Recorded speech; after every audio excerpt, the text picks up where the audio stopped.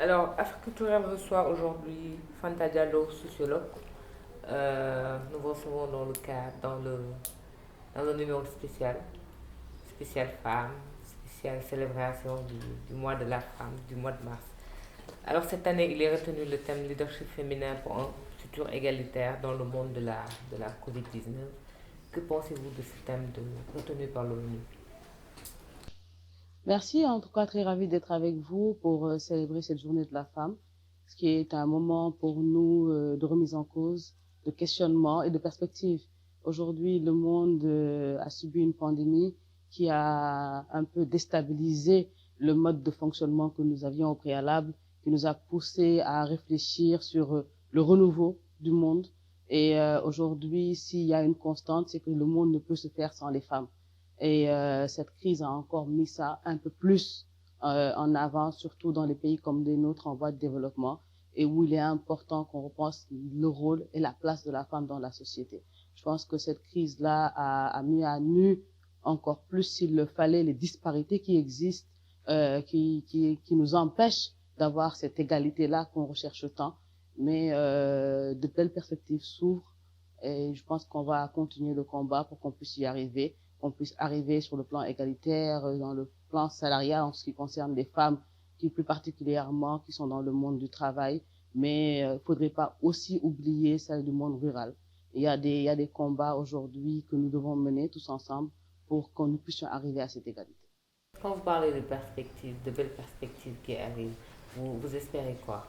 Les belles perspectives, c'est qu'aujourd'hui, cette année, entre parenthèses, on peut l'appeler comme ça, le monde a été entre parenthèses, la vie a été entre parenthèses, nous a forcé à réfléchir sur les perspectives, sur notre devenir, ce que nous voulions et quel type de monde nous voulions bâtir ensemble. Et s'il y a une certitude qui ressort de cette pandémie, c'est qu'on ne peut le faire en laissant un pan de la société en arrière. Et ce pan-là, ce sont les femmes en particulier. Aujourd'hui, si on voit la situation dans notre pays, c'est que ces dernières ont été le plus impactées dans cette pandémie, dans cette crise.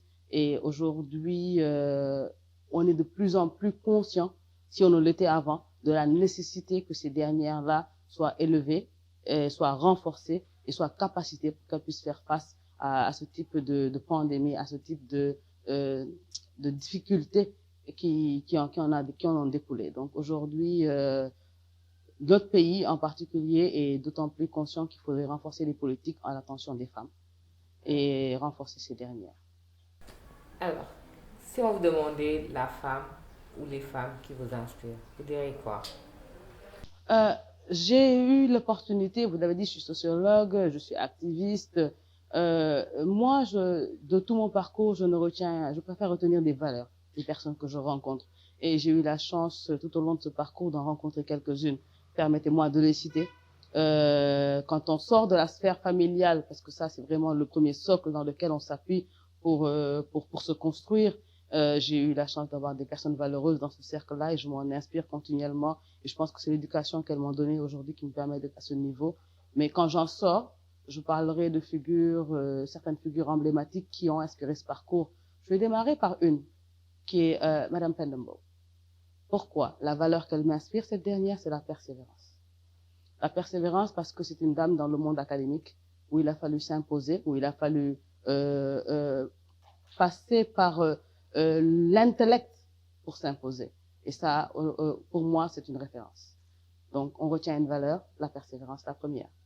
La deuxième, c'est l'humilité. Et l'humilité m'a été inspirée par quelqu'un comme Maïmouna Kane Touré, avec qui j'ai eu la chance de faire les assises nationales. Et de cette grande dame-là, j'aurais appris l'humilité. Autant de savoir, autant de connaissances, autant d'inspiration, mais toujours avec une très, très, très grande humilité. Je retiens cette valeur de cette grande dame-là. Je vais en citer une autre. Euh, Quelle autre? On va voir une dernière valeur que je vais partager avec vous, qui est la constance. La constance, je vais citer Oumi Regina Sambou, parce qu'aujourd'hui, il faut s'inspirer des parcours et comment les gens posent les actes tout au long de leur carrière. Et ça, c'est une valeur qu'elle m'inspire. Et l'idéalisme, je citerai Ndeye Absengim. Voilà, je vous donne 4 visages de personnes qui m'ont inspiré et qui continuent à m'inspirer. D'autres, elles ont accompagné le parcours. Et je pense qu'aujourd'hui, on ne peut pas bâtir une nation si on n'a pas de valeurs. Et pour ces valeurs-là, il faut s'en référer à certaines grandes personnalités. Et c'est d'où l'importance de les mettre au devant de la scène. C'est pas forcément des gens qui sont visibles ou qu'on rencontre ou qu'on connaît ou qu'on peut citer. Parce qu'il y en a d'autres que je peux les citer, personne ne les connaît, mais c'est par de petits gestes, par de petits actes qu'ils ont eu à poser tout au long de notre parcours qui aujourd'hui nous ont amenés là où nous sommes. Et pour moi, chaque fois qu'on rencontre quelqu'un, il faut s'inspirer d'une de ces valeurs qu'elle incarne et essayer de le prendre comme guide, comme mantra pour se construire. D'où l'importance d'avoir des mentors et d'avoir des références. Et il en manque de plus en plus qu'on en mette au devant de la scène pour que cette nouvelle génération-là puisse s'en inspirer.